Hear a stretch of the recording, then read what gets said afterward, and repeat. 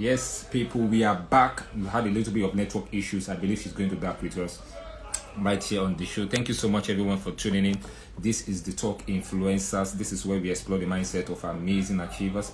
We share their secret to success and how the decisions they've made over the years have shaped, transformed who they are today. We also committed to provide you with the tools and the knowledge that you need to unlock your potentials and to influence the world. Our guest today is St. George, and there's so much to learn from her today on the show, and that is why we want to make sure that the network goes well, and we're just sending out a request for her to join us.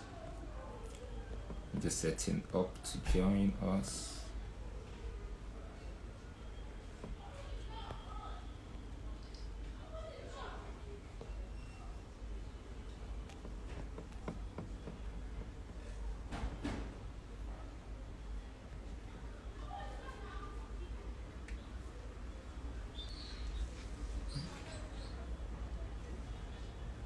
Alright, she's here with us. Alright, fine, she's here with us. Just sending her the request to join, so make sure she joins. Okay, I just sent her invite now.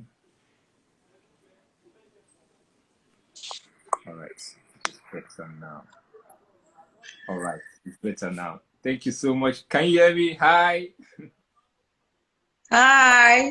Awesome. I can hear you loud and clear. Thank you so much. And we just want to say thank you for this opportunity, to come here and give us a lot of insight about who you are and, of course, a lot of things that you have done. Thank you so much for the remarkable things that you have done for especially young people out there. And we can say, and we are the Talk Influencer, we can say we appreciate you truly and we really love you. And we want to say thank you. We are delightful of the amazing things that you do out there. Is so remarkable, and we cannot forget that easily, and that's why I want to say thank you so much for the things that you do. How have you been today? Thank you for having me. Thank you very much.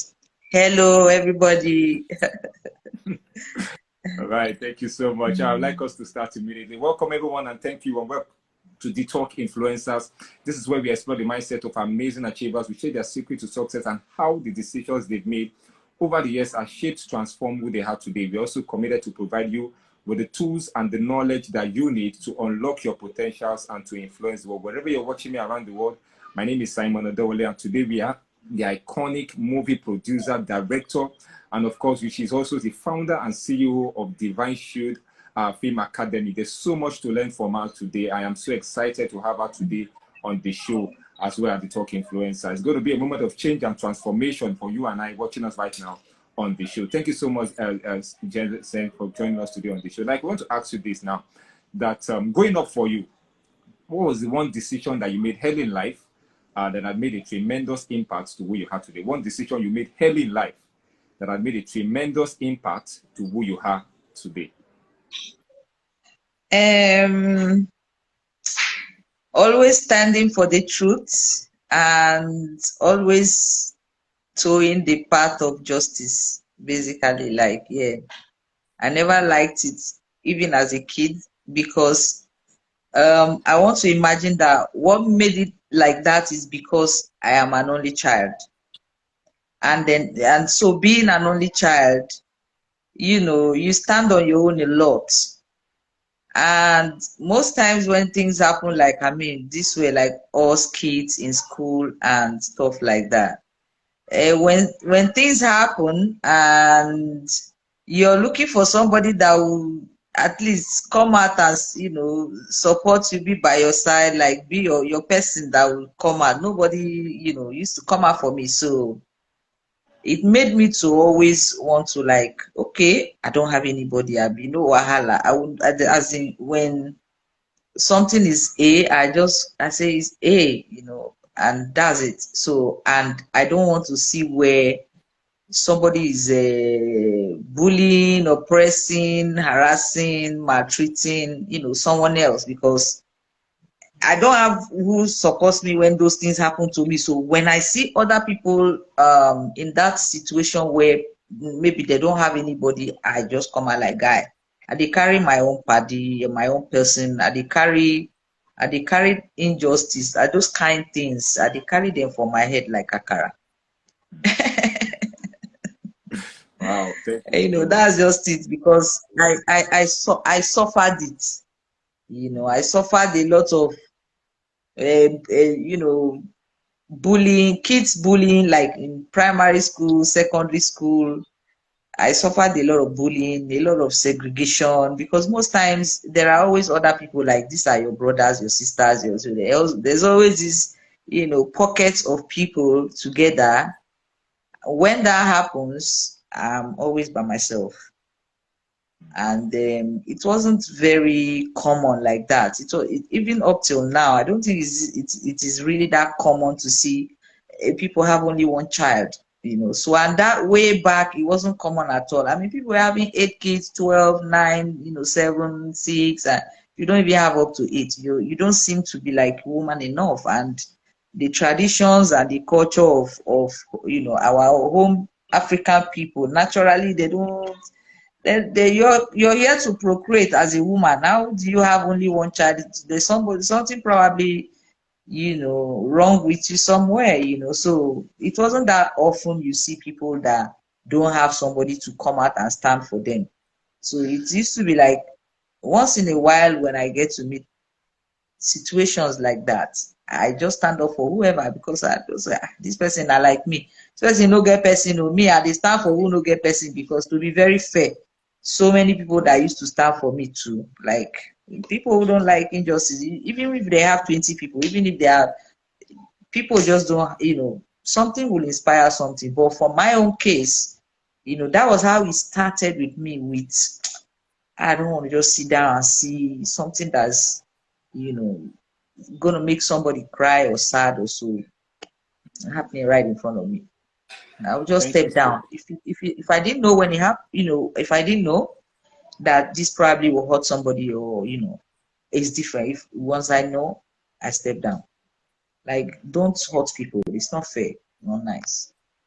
Basically.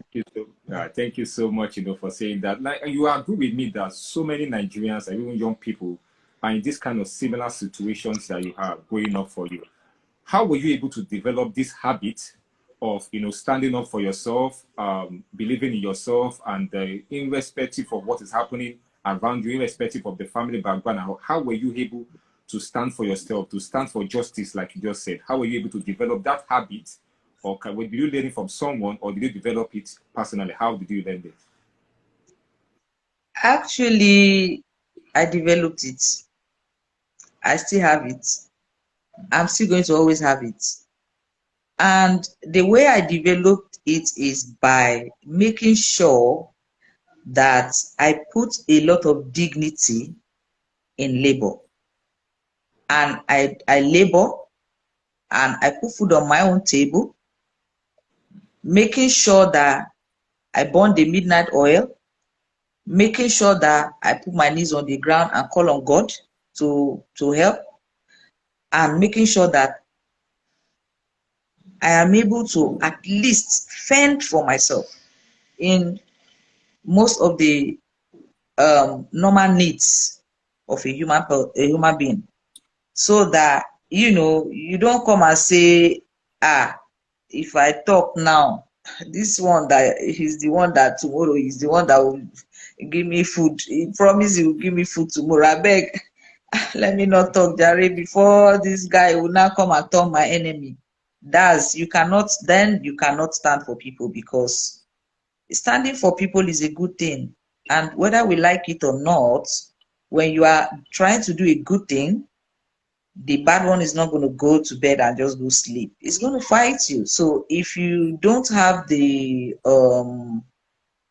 discipline that's deep enough for you to be able to realize that, well, me standing for the truth, me trying to stand for the oppressed, me trying to support, the right thing, is certainly going to aggravate the negative aspects. Both, we human beings, we have our spirituality, and we have our physicality. So spiritually, physically, standing for the right thing can be a battle in different ways. So your God, you need to help you in the ways you are not seeing, because he's the God. And you yourself, you fending for yourself and be able to have something that you know that this thing, like I am now, I'm sorry, but that is just the truth. I boast with it. I'm a very good farmer because I grew up in a community where we were farmers. So I grew up knowing how to plant anything I have to eat. So if you no go feed me again because I tell you say, oga, that thing wey you dey do, you no good. That small person wey you dey oppress like this, why now? You are not oppressing me. You can't, because I no come beg you for food. But then there are many who somehow, one way or another, because of nature, because of you people that are stealing it and keeping the extra that others will have, you are piling it back there. Is actually making them out there not to, it's not going round because it's not enough. Because you are piling it for your 20th generation behind you. And so at the end of the day, so many people are still going to fall into that category of coming to ask for the food, coming to ask for what to, help, coming to seek for your assistance in different ways of humanity. So at the end of the day, if you actually can put that food on your table, that is the first thing that will give you the ability to develop you always standing for justice. Which means if now you need to, I used to tell people, I say, I've done a lot of work, menial jobs. I trained myself in the University of Lagos. I read mass comm at the University of Lagos. I dey go people's house, wash their clothes, cook for them. I don't live with them. Like I don't go and do their, say, I be their housemates, but I be their housemates. Certainly, like one way or another, because you call me, oh auntie, yes, so Shan, can you come on Saturday so you can help me take these children to so and so. I do those things. I don't probably get remunerated right quite immediately, but when I do those things, those are things that you do with your happy heart, so that when you need something, you can actually have somebody to call. They don't have to be from your mother's womb. So it's a planting. First of all, when you are able to fend for yourself, you need to begin to plant a lot of good. Because my mom used to tell me that, look, if you need one person to do you good, ready yourself, go out there and do 10 people some good. And whether you like it or not, that day that you need that good, among those 10 people, one person will answer you.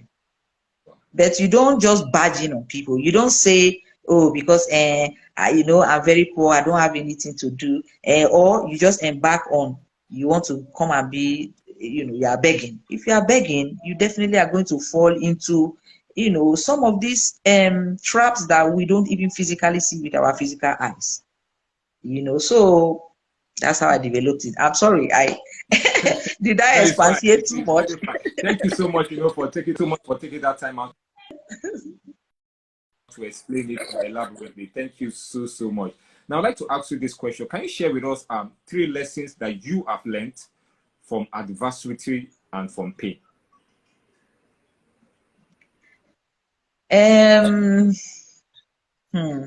Lessons I have learned from adversity. I have actually learned how to help others. I was talking to somebody this morning. I said, I'm very broke. As I am now, I have only like 3,000 naira in my account. But I'm not bothered because I have a pot of egusi soup and some garri in my kitchen. And definitely because I know I am working, I cannot stay broke for too long. That's what, when you're working, that's what it does, for you. So the truth is that if at the end of the day, you are not able to just use your adversity to actually look at those that are in those situations that you actually found yourself in and were able to survive them, you were able to come out of them, you were able to push through them in whatever ways that you did, which differs from different people. That's why it's not too good to just give out a what my pastor would call a carpet advice or pray a carpet prayer. You must be specific. Basically, if you have been, let's say, let me put it like, if you have been abused and you went through the PTSD, which is very natural. And somehow, either through maybe one way, one thing, one person you met, one group you joined, one church you found, one pastor prayed, in whichever way you actually found help to come out of that situation, you need to be able to not become so bad in you that you say, let's say because a guy raped you, you want to go out and be so horrible to every other man that you meet. You should turn it into the positive side of it, which is go out there and search for people who actually went through what you went through and see how. So if you could use that time that you want to use to get so angry, so pained, so in search of revenge, so you must deal with this person. So these people are people that God deals with.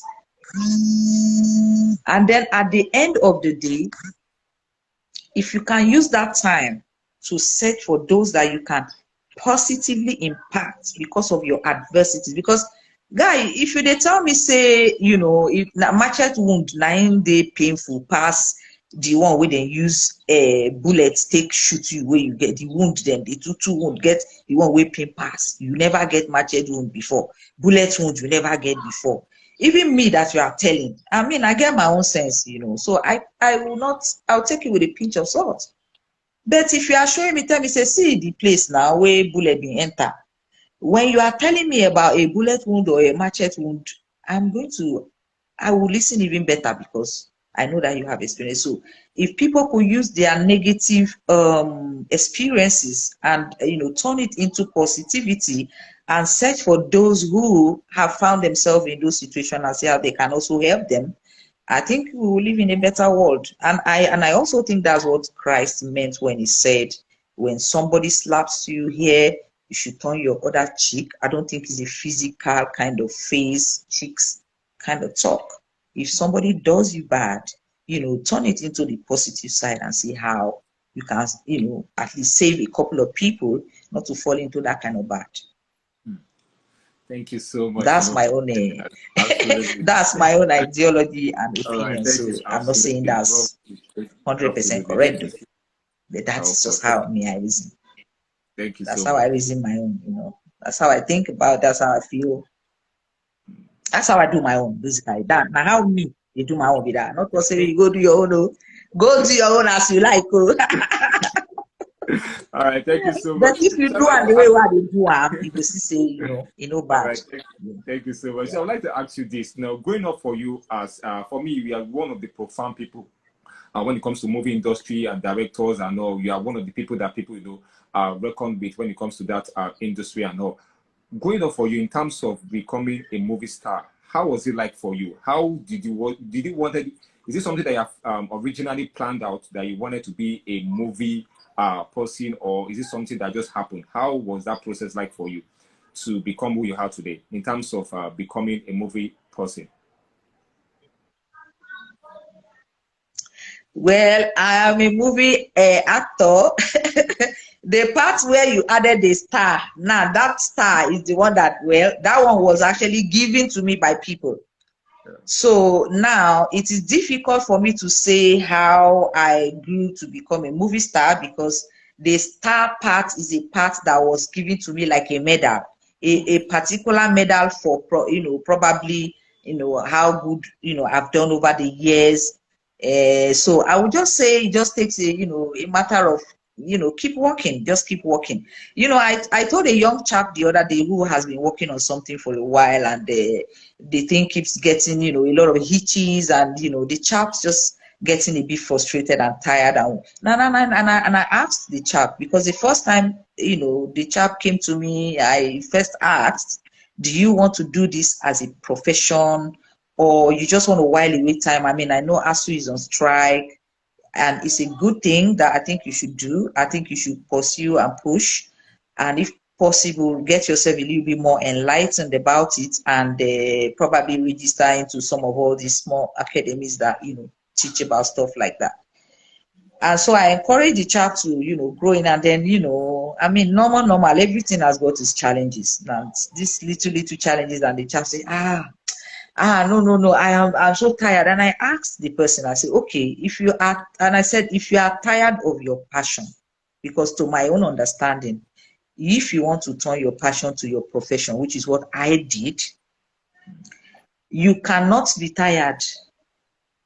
Then you are committing suicide. It's just like you say God has given you this life, you came to this earth, you are now facing a little hitches. Instead of you to kneel down and pray, rethink, reboot, and even the laptops, the phones, all the things we use there, and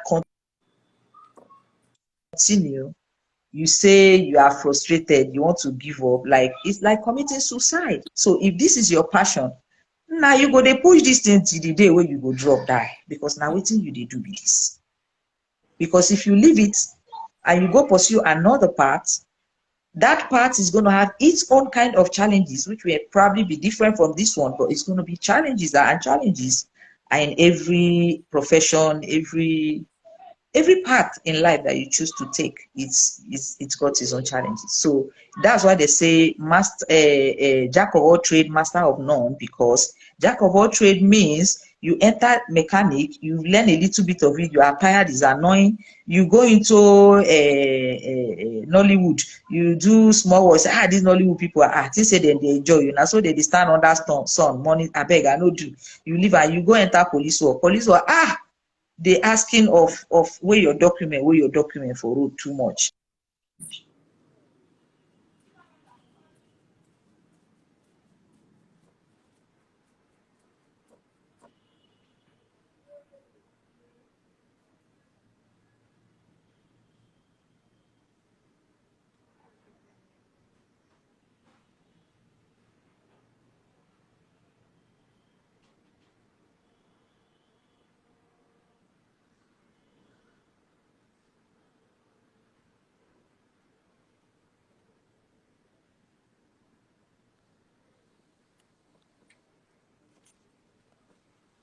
All right, I think our guest is having a little bit of network issues. He's going to be back with us. Thank you, everyone, for tuning in. This is the Talk Influencers. This is where we explore the mindset of amazing achievers. We share their secret to success and how the decisions we have made over the years have shaped, transformed who they are today. We are going to be back, and we are having Sancho today. It has been a moment of change and transformation. She has shared a lot of things with us right here on the show, and I believe she's going to be back here with us right now. So let us send out another invite to join us. I think she's having a network issues. Thank you so much, everyone, for tuning in. If you're just joining us and you're not following us, please go follow us at the Talk Influencers. This happens to be our 103 episode on the show. So we're just sending out another request for her to join us so that we could just continue this wonderful section with her. Thank you so much, everyone, for tuning in.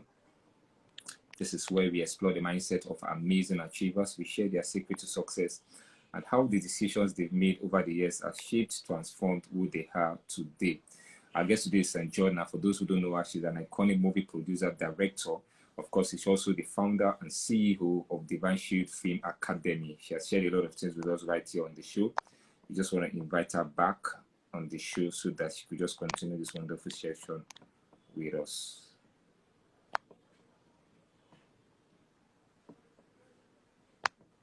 All right, people, we are going to be back. Please don't go anywhere. I have to see what's going on with her network, and she's going to be back here with us. Thank you so much for tuning in. We are going to be right back. Thank you so much.